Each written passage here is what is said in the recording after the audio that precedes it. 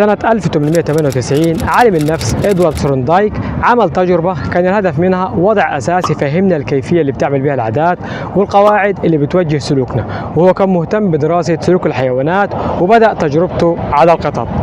وبدأ تجربته بأكثر من قطة عن طريق وضعهم في صندوق الألغاز اللي كان مصممه بطريقة معينة بحيث إن القطة تقدر تهرب منه من خلال باب، ولكن القطة مش هتقدر تهرب إلا لو عملت حركة معينة زي إنها تشد حبل أو تضغط على رافعة أو حتى تخطي من فوق عائق داخل الصندوق.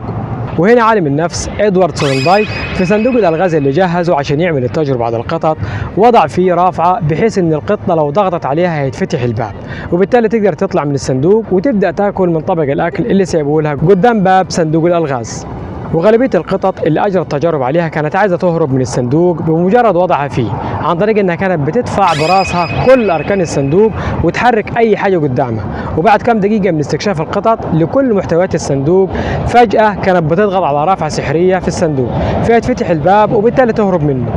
وبدأ عالم النفس ثورندايك بتتبع سلوك كل قطة من خلال أكثر من تجربة، ولاحظ في نهاية تجربته إن كل قطة كانت بتتحرك بعد وضعها في الصندوق بشكل عشوائي، ولكن بمجرد ما تضغط على الرافعة اللي محطوطة في الصندوق عشان تفتح الباب كانت بتبدأ عند القطط عملية التعلم. وبالتدريج تعلمت القطط إنها تربط ما بين فعل ضغطها على الرافعة والمكافأة اللي هتتمثل في فتح الباب وبالتالي هروبها من الصندوق وحصولها على الطعام الموجود قدام الباب بتاع الصندوق.